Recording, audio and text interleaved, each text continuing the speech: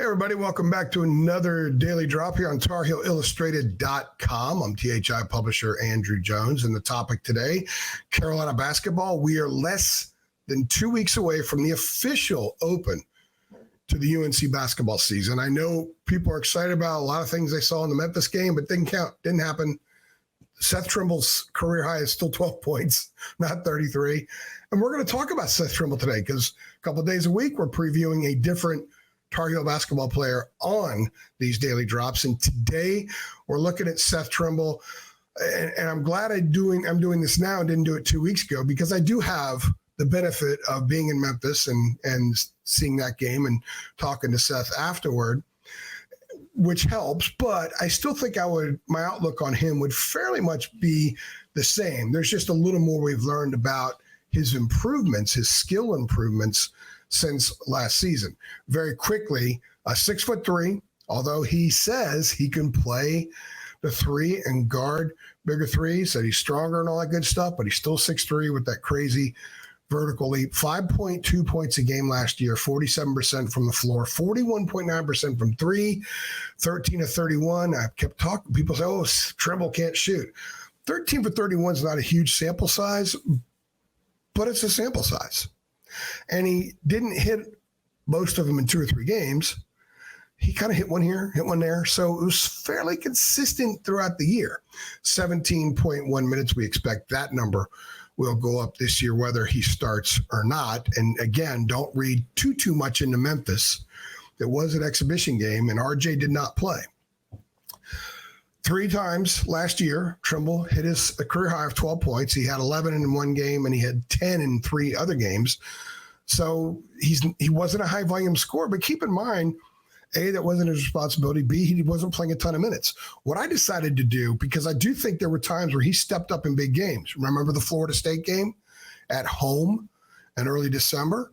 He was huge in that game in the comeback. But I decided to take a look at both Duke games and combine them. Because for the sake of discussion, let's say Trimble is a starter, plays starters minutes.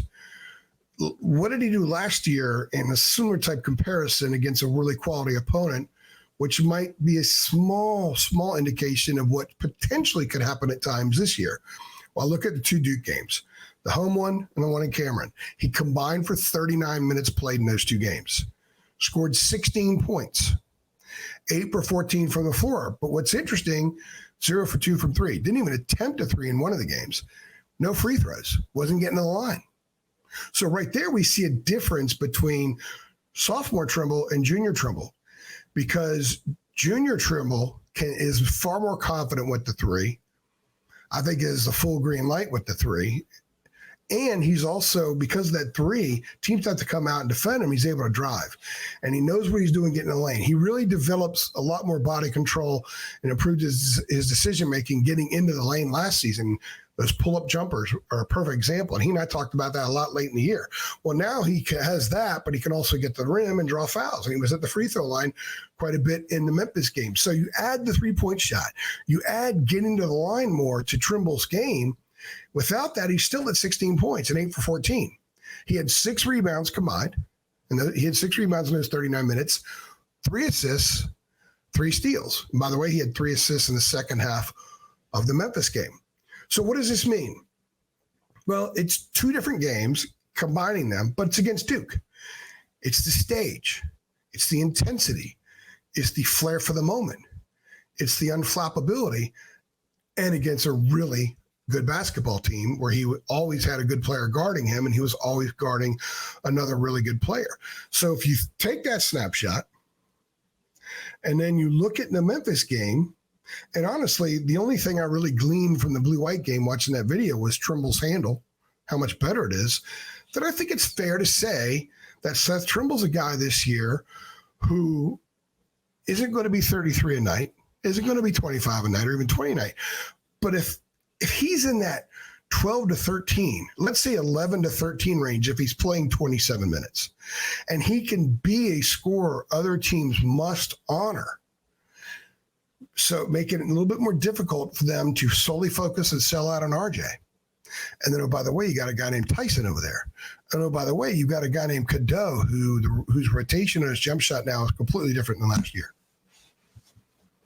Doesn't mean he's going to hit a ton, but if he can hit enough, and you got Tyson, who's a 45% shooter in his career from the perimeter, and you got RJ doing what RJ does, and then Trimble adds a consistency and a little more volume to that to go with a drive and the willingness to dish the ball out. Like I said, 3 assists in the second half against Memphis, 3 in those 39 minutes in the 2 games against Duke last year.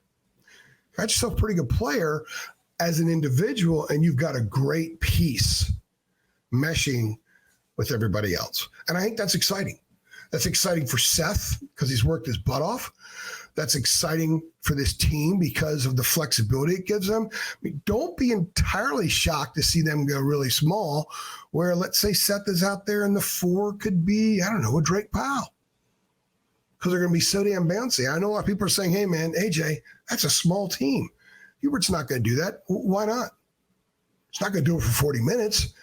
But the key is Trimble being able to produce. If he is a consistent producer, he allows so much flexibility by playing the 2, playing the 1, or the 3. You're not going to see him play the 1 much. I mean, he didn't really look super comfortable doing that the other day, and that's really not his strength. The strength is coming from the wing and the corner. But the flexibility that he gives them and the kind of bounce he gives them really has, I can envision it making this an absolutely fantastic basketball team on its good nights. There are going to be some times where it's a struggle. They're going to go up against some really big teams that try to back guys down. And then you got to think about help side foul trouble and that kind of stuff. Those nights will be there. But keep in mind, for all the people that are terrified of the Tar Heels playing small, keep in mind the other team has to chase. They have to come out and defend you. How many times have you seen really big Carolina teams gone out and struggle at times defending smaller, quicker teams? Well, they got that now. And we'll go into other aspects of the team as we get closer to the official start of the season. But I'm talking about the Trimble element. I really think this kid's playing with confidence. I really think that this kid is completely free. There's no thoughts about anywhere else. He dabbled in the other side. Danny Green said, hey, man, perspective. Be patient. Trust your game. Trust the staff. Trust Hubert. And it worked out for Danny Green when he was at Carolina, and he was certainly a hell of a messenger for Seth. And RJ is also sort of guiding him, holding his hand and saying, dude, let's bring you up to this level. And I think Seth, some people are actually saying last week that this team doesn't have that Cormac or that Harrison Ingram, that fiery dude. I think Seth can be a fiery guy. It's just hard to be fiery at 12, 13, 14 minutes a game. But if he's out there for 23, 24 plus, and he's producing, the fire's going to come out. You're going to see a little bit of Ingram in him. You're going to see maybe a little bit of Cormac and a lot of just Seth Trimble being Seth Trimble. I think he can provide that element to this team. They need a couple more dudes to be able to come up and step out and do that. I think Jay Wash has got a little in him. It's going to take time. Going to have to slowly extract. I think it'll be quicker to extract it from Trimble, and his performance will have an awful lot to do with how that side of his game takes shape. If you're excited about Seth Trimble, not just that game against Memphis, you got to erase it. Didn't happen. Stat books will never know it happened. But if you're excited about Trimble, what he can do for himself and for this team, and the flexibility he allows Hubert Davis to play with, click like on this video. If you have not subscribed to our channel, please do. And hit that notification bell so you get updates every time we upload, which is often, especially now. Football, basketball overlap is here, so we're pumping stuff out. We got a basketball show for you this week. We got a football show for you this week. I got drops every day. Got a football game Saturday, regular season basketball in less than 2 weeks. Got a basketball game, exhibition game on Sunday. Got to come back from Charlottesville and go right to Dean Dome and do basketball. It's a labor of love, and I love it. And I cannot wait to see what Seth Trimble is all about this year. I hope you guys tell me what you think. I'm very interested in see what people think if they don't cloud the 33 points at Memphis too much in their thinking. Let us know, guys. I'm AJ, and I appreciate you stopping by.